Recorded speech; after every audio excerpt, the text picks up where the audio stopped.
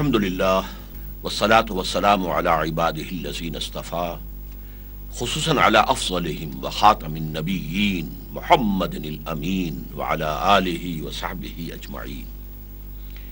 اما بعد فقد قال اللہ تبارک وتعالی کما ورد فی سورة البقرہ اعوذ باللہ من الشیطان الرجیم بسم اللہ الرحمن الرحیم الف لام میم ذالک الکتاب لا ریب فیہ ھدی للمتقین. وقال عز وجل كما ورد في نفس السورة فإما يأتينكم مني هدى فمن تبع هداي فلا خوف عليهم ولا هم يحزنون. وقال عز وجل كما ورد في نفس السورة شهر رمضان الذي أنزل فيه القرآن هدى للناس وبينات من الهدى والفرقان فمن شهد منكم الشهر فليصم. وقال عز وجل كما ورد 3 مرات في القرآن هو الذي أرسل رسوله بالهدى ودين الحق ليظهره على الدين كله. صدق الله العظيم. رب اشرح لي صدري ويسر لي أمري واحلل عقدة من لساني يفقهوا قولي. اللهم ربنا ألهمنا رشدنا وأعذنا من شرور أنفسنا. اللهم ارنا الحق حقا وارزقنا اتباعه وارنا الباطل باطلا وارزقنا اجتنابه آمین یا رب العالمین. محترم ناظرین السلام علیکم ورحمۃ اللہ وبرکاتہ. میں اپنی پہلی گفتگو میں ختم نبوت کے 2 مفہوم آپ کے سامنے رکھ چکا ہوں. ایک مفہوم کہ حضور کے بعد کوئی نبی نہیں، سلسلہ ختم، سلسلہ بند. دوسرا مفہوم حضور پر نبوت و رسالت کی تکمیل ہوئی. اس ضمن میں معافی کا خواستگار ہوں کہ 2 اہم احادیث جو ہیں بیان ہونے سے رہ گئی تھی جو میں آج پیش کرنا چاہتا ہوں. ایک حدیث ہے ترمذی شریف کی حضرت ثوبان سے رضی اللہ تعالی عنہ. وہ فرماتے ہیں حضور نے ارشاد فرمایا انہ سیکون فی امتی 30 کذابون کلہم یزعم انہ نبی اللہ وانا خاتم النبیین لا نبی بعدی. یہی مفہوم آیا ہے سنن ابی داود میں حضرت ابو ہریرہ سے لا تقوم الساعة حتى يخرج 30 دجالون كلهم يزعم انه رسول اللہ. تو اس میں یہ اللہ کے رسول صلی اللہ علیہ وسلم پر ختم نبوت کا وہ پہلو سامنے آ گیا کہ اب آپ کے بعد کوئی نبی نہیں. آپ نے خبر دی ہے کہ میری امت میں 30 ایسے جھوٹے دجال کذاب پیدا ہوں گے جن میں سے ہر ایک کا یہ گمان ہوگا کہ میں اللہ کا نبی ہوں، حالانکہ میں آخری نبی ہوں، میرے بعد کوئی نبی نہیں. انا خاتم النبیین لا نبی بعدی. گویا کہ خاتم النبیین کا یہ مفہوم آپ نے مزید واضح کر دیا، لا نبی بعدی، میرے بعد کوئی نبی نہیں. اس موضوع پر اور بھی احادیث ہیں، لیکن تکمیل رسالت کے ضمن میں ایک بڑی خوبصورت روایت آتی ہے، بہت خوبصورت روایت ہے. یہ بخاری اور مسلم دونوں میں ہے. گویا کہ صحیحین میں ہونے کا مطلب یہ ہے کہ یہ روایت کے اعتبار سے تو خود قرآن کے آس پاس پہنچ جانے والی چیز ہے. آپ نے فرمایا، حضرت ابو ہریرہ ارشاد فرماتے ہیں قال قال رسول اللہ صلی اللہ علیہ وسلم مثلی و مثل الانبیاء، میری مثال اور باقی انبیاء کی مثال کا مثل قصر، ایک ایسے محل کی ہے احسن بنیانہ، اس کی تعمیر بہت عمدہ کی گئی، بہت اعلیٰ. وَتُرِكَ مِنْهُ مَوْضِعَ لَبْنَةٍ، لیکن اس میں ایک اینٹ یا ایک پتھر کی جگہ چھوڑ دی گئی. فَطَافَ بِهِ النُّظَّارُ، تو اب اس کا طواف کرتے تھے، چکر لگاتے تھے چاروں طرف جو دیکھنے والے تھے. تو پھر يَتَعَجَّبُونَ مِنْ حُسْنِ بُنْيَانِهِ، تعجب کرتے تھے کہ کس قدر حسین عمارت بنی ہے، کس قدر اعلیٰ ہے. إِلَّا مَوْضِعَ تِلْكَ اللَّبَنَةِ، سوائے اس ایک پتھر یا ایک اینٹ کی جگہ کے. فَكُنْتُ أَنَا، تو یہ میں ہوں، سَدَدْتُ مَوْضِعَ اللَّبَنَةِ، اس ایک اینٹ یا پتھر کی جگہ میں نے پر کر دی ہے. خُتِمَ بِي الْبُنْيَانُ، اب میرے اوپر ختم کر دی گئی وہ عمارت، یعنی مکمل کر دی گئی، اب کسی اینٹ کی کسی پتھر کی اس میں اضافے کی گنجائش نہیں. تو خُتِمَ بِي الْبُنْيَانُ وَخُتِمَ بِالرُّسُلِ، اور میرے ساتھ ہی روایت کا سلسلہ ختم ہو گیا. اور اس کی ایک روایت میں اضافی الفاظ ہیں فَأَنَا اللَّبَنَةُ میں ہوں وہ اینٹ یا پتھر کے جو رہ گیا تھا، وانا خاتم النبیین، اور میں نبیوں کا ختم کرنے والا ہوں۔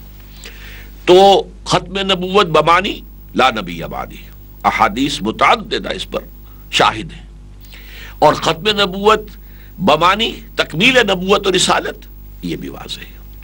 اب آج ہمیں یہ دیکھنا ہے کہ حضور پر نبوت کے تکمیل کے مظہر کیا ہے۔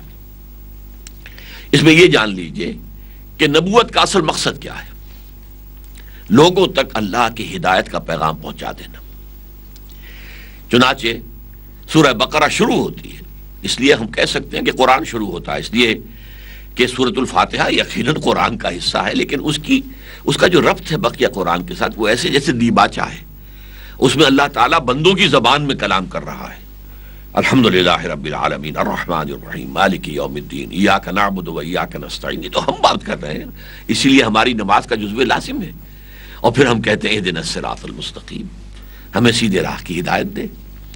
تو اس کا جواب شروع ہو رہا ہے اب، الف لام میم ذالک الکتاب لا ریب فیہ ھدی للمتقین۔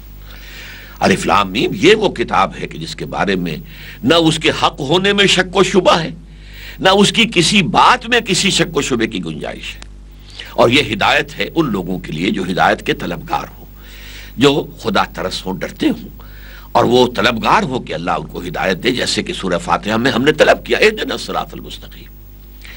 پھر آگے چل کر اسی سورہ مبارکہ میں چوتھے رکوع میں انسانی علم کی دو شاخوں کو بیان کیا گیا۔ ایک علم جو انسان ایکوائر کرے گا، وہ خود حاصل کرے گا، یہ علم جو ہے اس کے لیے ایپریٹس جو ہے انسان میں رکھ دیا گیا۔ وَلَا تَقْفُ مَا لَيْسَ لَكَ بِهِ عِلْمٌ إِنَّ السَّمْعَ وَالْبَصَرَ وَالْفُؤَادَ كُلُّ أُولَٰئِكَ كَانَ عَنْهُ مَسْئُولًا۔ دیکھو ہم نے تمہیں سماعت دی ہے، بصارت دی ہے، اور پھر دماغ میں یہ کمپیوٹر نصب کر دیا ہے، یہ سینس ڈیٹا اس میں فیڈ کرو، یہ پھر اس کو پروسیس کرے گا، نتیجے نکالے گا اور میموری کے اندر سٹور کر لے گا۔ پھر اور دیکھو اور غور کرو اور سنو، پیچھے لوگوں نے جو کچھ بیان کیا تھا اس کو سنو، اور اب مزید غور کرو، مزید سوچو، مزید دیکھو، مشاہدے کو بڑھاؤ، پھر اپنے مشاہدات سے نتیجہ اخذ کرے گا تمہارا دماغ، پچھلی میموری کے ساتھ اس کو جو ہے وہ کمپیئر کرے گا، ریلیٹ کرے گا، اور پھر ایک نیا اضافہ ہو جائے گا۔ یہ علم کا میکینزم علم آدم الاسماء کلھا، در حقیقت یہ الفاظ اس علم کی طرف اشارہ کر رہے ہیں۔ چنانچہ جو ہمارا ایکوائرڈ نالج ہے، جسے ہم سائنٹیفک نالج کہیں گے، مادی علم، وہ اسی سمع اور بصر اور دماغ، اس کی ایکسرسائز سے حاصل ہوا ہے۔ یہ رفتہ رفتہ رفتہ رفتہ بڑھا ہے، step by step, step by step, step by step, یہاں تک کہ پچھلے کوئی 150 سال کے اندر اس کا ایکسپلوژن ہوا ہے، ایکسپلوژن آف نالج، علم کا دھماکہ ہوا ہے۔ اب اتنا علم ہے کہ کسی انسان کے لیے ممکن ہی نہیں کہ وہ احاطہ کر سکے، ممکن ہی نہیں، یہاں تک کہ اس علم کی بنیاد پر جو ٹیکنالوجی وجود میں آئی ہے، ٹیکنالوجی، اس کے بارے میں علامہ اقبال کا یہ شعر بالکل صحیح ہے کہ عروج آدم خاکی سے انجم سہمے جاتے ہیں کہ یہ ٹوٹا ہوا تارا مہ کامل نہ بن جائے۔ یہ ایک علم ہے۔ دوسرا علم اسی سورہ بقرہ کے چوتھے رکوع کے آخر میں آیا، جب آدم کو کہا اتر جاؤ اب جنت سے اور جا کے زمین کا چارج لو جہاں کی خلافت کے لیے تمہیں پیدا کیا گیا۔ تو اس وقت جو چارٹر دیا گیا، اما یاتینکم منی ھدی، جب جب میرے طرف سے تمہارے پاس کوئی ہدایت آئے، فمن تبع ھدایا فلا خوف علیہم ولا ھم یحزنون، تو جو بھی اس ہدایت کی پیروی کریں گے ان پر نہ خوف ہوگا نہ حزن۔ والذین کفروا وکذبوا بآیاتنا، اور جو ہماری آیات کو جھٹلائیں گے اور ان کا انکار کریں گے تو وہ جہنمی ہوں گے اور جہنم میں رہیں گے، فاولئک اصحاب النار هم فیہا خالدون۔ اچھا، سورہ بقرہ کے شروع میں ھدی للمتقین کہا گیا تھا، اور وہ صحیح ہے، ہدایت سے استفادہ وہی کر سکتا ہے کہ جس کے دل میں طلب ہدایت ہو، لیکن اپنی جگہ قرآن پوری نوع انسانی کے لیے ہدایت ہے۔ یہ بات اسی سورہ بقرہ میں کہی گئی 23ویں رکوع میں، شہر رمضان الذی انزل فیہ القرآن ھدی للناس وبینات من الھدی والفرقان۔ یہ جو رمضان مبارک کا مہینہ ہے، یہ وہ ہے جس میں کہ قرآن نازل کیا گیا، جو تمام انسانوں کے لیے ہدایت ہے۔ نہ صرف جس وقت نازل کیا گیا اس وقت تک کہ تمام عالم کے انسانوں کے لیے ہدایت تھا، بلکہ آئندہ قیامت تک آنے والے تمام انسانوں کے لیے یہ ہدایت ہے۔ تو یہ ہدایت ہے، یہ اس کی تکمیل ہو گئی ہے۔ یہی وجہ ہے کہ اس کے بعد حضور کی شان مبارکہ میں جو 3 مرتبہ الفاظ آئے ہیں، اور یہ میری گفتگو میں بار بار آئیں گے، سورہ توبہ کی آیت نمبر 33، سورہ فتح کی آیت نمبر 28، سورہ صف کی آیت نمبر 9، هو الذی ارسل رسولہ بالہدی ودین الحق لیظہرہ علی الدین کلہ۔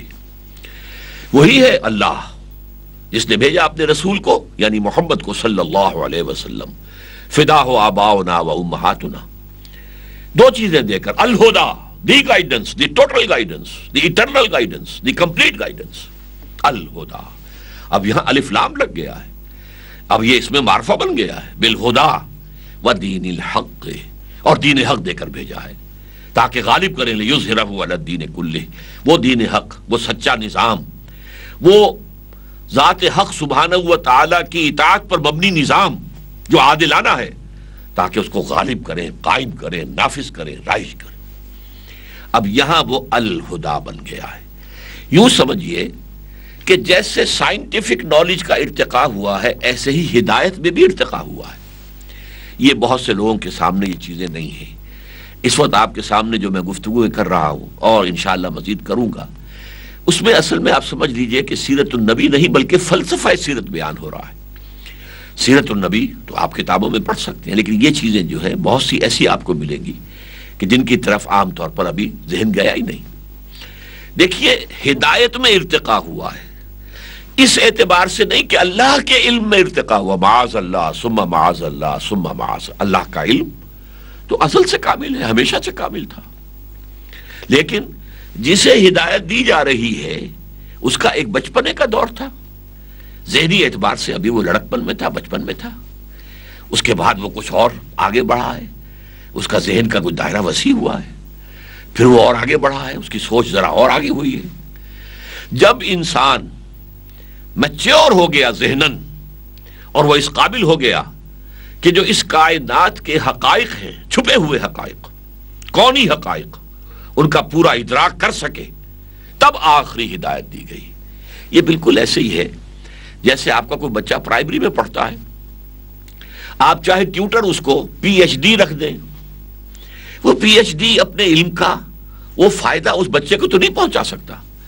وہ پڑھائے گا تو وہی علی باتا سے شروع کر کے جو پرائمری کے بچے کے اندر جو استعداد ہے، ابھی دماغ اس کا وہی ہے، اس سے زیادہ تو نہیں پڑھا سکتا۔ پھر ہائی اسکول میں جاتے ہیں تو پھر اور دماغ کھلتا ہے، سطح اور اوپر آتی ہے، اور اس کے بعد آپ آج کل جسے میٹرک کا امتحان کہتے ہیں، پچھلے زمانے میں اسے کہتے تھے انٹرنس ایگزامینیشن، انٹرنس داخلہ۔ علم کی دنیا میں داخلہ تو تب ہوتا ہے جب آپ کالج میں آتے ہیں اور پھر یونیورسٹی میں جاتے ہیں۔ تو اس اعتبار سے انسان کے ذہنی فکر، انسان کے کونی تصورات، ان میں ارتقاء ہوا ہے، ذہن کی سطح بلند ہوتی چلی گئی ہے۔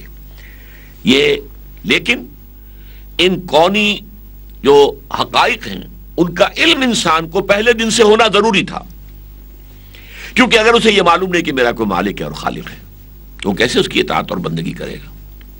اگر اسے یہ معلوم نہیں کہ مرنے کے بعد اسے حاضر بھی ہونا ہے تو وہ کیسے جواب دہی کے لیے اپنے آپ کو تیار کرے گا؟ تو گویا کہ ایمان کا اجمالی علم تو اول روز سے ضروری تھا، لیکن ایمان کا فلسفیانہ پس منظر، ایمان کے لیے دلائل، ایمان کے لیے براہین، یہ ابتدا میں ابھی جب کہ عہد طفولیت میں انسان تھا وہ نہیں سمجھ سکتا تھا، لہذا ہدایت آئی، پھر آئی، پھر آئی، پھر آئی، پھر آئی، جیسے جیسے فلسفیانہ فکر انسان کا میچور ہوتا گیا، اسی کے ساتھ اسی کے مطابق ہدایت کا لیول بڑھا دیا گیا۔ تو اسی وجہ سے دیکھیے، میں آپ سے عرض کر دوں کہ جو لوگ فلسفے کی تاریخ پر جنہوں نے کتابیں لکھی ہیں وہ مانتے ہیں کہ فلسفیکل تھاٹ جو ہے اور مذہب کی بنیاد جو ہے وہ اسی پر ہوتی ہے کہ پہلے تو آپ کو معلوم ہے یہ کائنات ہے کیا، میں کون ہوں، میرا کوئی مالک بھی ہے کہ نہیں ہے، مرنے کے بعد مجھے پھر کوئی جی اٹھنا یا نہیں، وغیرہ وغیرہ۔ علم کیا ہے، حقیقت کیا ہے علم کی، نیکی کیا ہے، بدی کیا ہے، یہ حقیقی چیزیں ہیں یا صرف اعتباری ہیں؟ جیسے انگریزی میں محاورہ ہے، نتھنگ از گڈ اور bad, only thinking makes it so. کوئی چیز نہ فی الحقیقت اچھی ہے نہ فی الحقیقت بری ہے، یہ تو ہمارا سوچنے کا انداز ہے جو کچھ چیزوں کو برا کچھ کو اچھا کہہ دیتا ہے وغیرہ وغیرہ۔ یہ مسائل جو ہیں یہ بتائے تو گئے، لیکن ذہنی سطح کے مطابق ان مسائل کا بیان، ان کی وضاحت، ان کی تشریحات، ان کے لیے فلسفیانہ فکر بڑھتا چلا گیا۔ تو میں بتا رہا تھا کہ ہسٹری آف فلسفی پر جو کتابیں لکھی گئی ہیں، ہمارے ہاں خلیفہ عبدالحکیم نے ایک بڑی اہم کتاب لکھی، اور اکثر لوگوں نے مانا ہے کہ فلسفیانہ سوچ کے اعتبار سے انسان کی پورے عالم انسانیت کی نوع انسانی کے 1200 برس بہت اہم ہے۔ 600 BC حضرت مسیح سے 600 سال قبل سے شروع ہو کر 600 AD یعنی حضرت مسیح کے بعد 600 برس، یہ 1200 سال ہے۔ سارے فلسفے ان میں پیدا ہوئے، سارے مذاہب ان میں پیدا ہوئے۔ اس اعتبار سے اسے کہا جاتا ہے 6th century AD یعنی 600 عیسوی جو ہے انسان کی ذہنی میچورٹی کا وقت ہے۔ اب دیکھیے، یہ اس سے پہلے جو کتابیں آئیں وہ ہدایات پر مشتمل تھی۔ سب سے پہلی کتاب ہمارے نزدیک تورات ہے، اور اس کا اہم ترین جو اس کے لیے اصطلاح ہے 10 commandments، احکام ہے، یہ کرو یہ نہ کرو، یہ کرو یہ نہ کرو، یہ کیوں کرو اس سے بحث نہیں، یہ کیوں نہ کرو اس سے بحث نہیں، بس اللہ کا حکم ہے یہ کرو، دی 10 commandments، the do's and don'ts، یہ کرو یہ مت کرو۔ اس کے بعد حضرت مسیح علیہ السلام پر حکمت بھی نازل کی گئی۔ یہ جو اللہ تعالیٰ کی طرف سے قرآن مجید میں آتا ہے حکمت کا لفظ، اللہ نے مجھے حکمت عطا کی، آتانی الحکمہ، مجھے حکمت عطا کی ہے، جئت بالحکمہ، میں حکمت لے کر آیا ہوں۔ لیکن یہ کہ اس 600 برس جو ہے اس میں بھی ابھی انسان میچور نہیں تھا کہ اس حکمت کو بتمام و کمال ریسیو کر سکے۔ یہی وجہ ہے کہ بائبل میں یہ لفظ موجود ہے، اپنے حواریوں سے آپ نے فرمایا علیہ الصلاۃ والسلام کہ میں نے ابھی تم سے اور بھی باتیں کرنی تھیں اور باتیں بتانی تھیں، لیکن ابھی تم ان کا تحمل نہیں کر سکو گے، تم اس قابل نہیں ہو کہ ان کو ریسیو کر سکو، سمجھ سکو۔ جب وہ فارقلیت آئیں گے، یہ فارقلیت اس کا اصل ترجمہ ہے محمد، دی پریزڈ ون، لیکن یہ کہ یہ لفظ جو ہے ایک جو سمجھیے کانٹا بن کر عیسائیوں کے حلق میں پھنسا ہوا ہے۔ کبھی اسے کہتے ہیں سچائی کی روح جب آئے گا، سچائی کی روح جب آئے گا، جب وہ تمہارا سب سے بڑا وکیل جب آئے گا، تو وہ آئے گا، یہ تو کہا ہے، جب وہ آئے گا تو سب کچھ بتائے گا۔ وہ آیا صلی اللہ علیہ وسلم 571 عیسوی میں، ان کی ولادت باسعادت ہوئی 610 عیسوی میں، جبکہ وہ 1200 سال فلسفیوں کے نزدیک، تاریخ فلسفہ کے ماہرین کے نزدیک پورے ہو گئے تھے۔ اب انسان میچور تھا، لہذا اب وہ آخری ہدایت الہدا دے دی گئی۔ اور اسی سے ایک بہت اہم مسئلہ متعلق ہے۔ دیکھیے، ہم مانتے ہیں تورات بھی اللہ کی کتاب تھی، اس سے پہلے حضرت ابراہیم کو بھی کوئی صحیفے دیے گئے تھے جن کا ہم کہیں تذکرہ ہی نہیں سنتے اب دنیا کے اندر صحف ابراہیم ہے بھی کہ نہیں۔ تورات کے نام سے ایک کتاب تو ہے، محرف ہے، تحریف شدہ، یہ دوسری بات ہے، اور اسی طرح زبور کے نام سے کتاب تو موجود ہے اولڈ ٹیسٹمنٹ کے اندر، لیکن اس کے اندر بھی تحریفات ہوئی ہوں۔ انجیل حضرت مسیح کو دی گئی، اس میں بھی تحریفات ہوئی ہیں۔ صاف بات ہے کہ ایک انجیل ہے ہی نہیں، 4 انجیلیں ہیں، اور ان چاروں میں بہت فرق ہے۔ لیکن ان اللہ کی کتابوں کی حفاظت کا ذمہ لیا، قرآن نازل کیا تو حفاظت کا ذمہ لے لیا۔ یہ جو آیت قرآن مجید میں آتی ہے قرآن کی محفوظ ہونے کی، ہم نے ہی انا نحن نزلنا الذکر وانا لہ لحافظون، ہم نے ہی یہ ذکر نازل کیا ہے اور ہم ہی اس کے محافظ ہیں۔ تو یہ اس کا پہلا حصہ تو تورات کے بارے میں بھی صحیح ہے۔ تورات کس نے نازل کی؟ انا انزلنا التوراۃ فیہا ھدی و نور، ہم نے نازل کی تھی تورات، اس میں ہدایت بھی تھی، نور بھی تھا۔ انجیل کس نے نازل کی؟ اللہ نے نازل کی، اس کے بارے میں بھی کہا فیہ ھدی و نور، اس میں بھی ہدایت بھی ہے، نور بھی ہے۔ لہٰذا یہ ساری کتابیں اللہ کی ہیں، لیکن انا لہ لحافظون صرف قرآن کے لیے، ہم ہیں اس کی حفاظت کرنے والے۔ یہی وجہ ہے کہ قرآن کا ٹیکسٹ بلا کم و کاست دنیا مانتی ہے، جیسے کہ محمد صلی اللہ علیہ وسلم نے دیا تھا نوع انسانی کو، اسی طرح آج موجود ہے۔ نہ تورات کا ٹیکسٹ موجود ہے، وہ مانتے ہیں یہودی کہ ہماری اصل تورات تو گم ہو گئی تھی، 587 قبل مسیح میں نبوکدنضر، جس کو بخت نظر بھی ہم کہتے ہیں، اس نے حملہ کیا تھا، حضرت سلیمان کا بنایا ہوا معبد گرا دیا تھا. وہیں پر وہ تورات کا نسخہ موجود تھا. آج دنیا میں وہ موجود نہیں ہے، اگرچہ یہودیوں کا عقیدہ ہے کہ موجود ہے. جہاں پر وہ ٹیمپل تھا اس کے نیچے جو ہے وہ تہخانے تھے. ان تہخانوں میں ربائس جو تھے، ان کے ربانیین، وہ بیٹھے ہوئے تھے اس کتاب کا نسخہ لے کر، اور وہ وہیں پر دفن ہو گئے اس کے اندر، جب اوپر سے وہ ہیکل سلیمانی گرایا گیا. اور جب ہم دوبارہ کھدائی کریں گے تو وہ نکل آئے گی. لیکن اصل تورات اس وقت ان کے پاس نہیں، وہ تو 100 برس کے بعد پھر یادداشتوں سے مرتب کی گئی. اس اعتبار سے لیکن یہ میں پیارا سا ایک انداز میرا ہوتا ہے، میں کہتا ہوں کہ ان سابقہ کتابوں کو یہ حق پہنچتا ہے کہ اللہ کی جناب میں شکوہ کریں، اے اللہ ہم بھی تیری کتابیں اور قرآن بھی تیری کتاب، ہماری حفاظت کا ذمہ نہیں لیا اور اس قرآن کی حفاظت کا ذمہ لیا، یہ آپ نے ہمارے ساتھ سوتیلی بیٹیوں والا سلوک کیا. اس کا جواب کیا ہے؟ جواب یہ ہے، واضح طور پر ہے کہ ابھی ہدایت کامل ہوئی نہیں تھی. یہ تو انٹرم پیریڈ کے لیے انسٹرکشنز آ رہی تھی، ہدایات آ رہی تھی، کمانڈمنٹس آ رہے تھے. ابھی الہدا آنی تھی جو ان سب کو کور کر جائے گی، مہیمن ہوگی، جس میں تمام سابقہ کتابوں کی جو ابدی صداقتیں ہیں وہ موجود ہوں گی. تو ظاہر بات ہے کہ ہمیں کوئی کتابوں کا عجائب گھر نہیں سجانا تھا. وہ جو انٹرم پیریڈ کے لیے تھی وہ ختم ہو گئی، جو ہمیشہ کے لیے ہے وہ قائم ہے. اور اس میں یہ بات جان لیجئے، واقعتاً اگر ان کتابوں کی حفاظت بھی اللہ کرتا، ذمہ لے لیتا، تو کوئی تحریف نہیں ہو سکتی تھی. اور اگر قرآن کی حفاظت کا ذمہ اللہ نہ لیتا، ہم تحریف کر کے چھوڑتے. حضور نے فرمایا لَتَتَّبِعُنَّ سُنَنَ مَنْ قَالَ قَبْلَكُمْ، تم لازماً ان لوگوں کی پیروی کرو گے جو تم سے پہلے تھے، یہود اور نصارہ. لیکن یہ کہ اس میں اللہ کی حفاظت کا ذمہ تھا، تو 1400 برس تک وہ پیور ٹیکسٹ ہمارے پاس موجود ہے. یہ اللہ تعالیٰ کا بہت بڑا فضل ہے. اور اسی پر میں نے ایک جدید جھوٹے کاذب اور دجال نبی کے ایک پیروکار سے جب گفتگو کی تو وہ بہت ہکا بکا رہ گیا.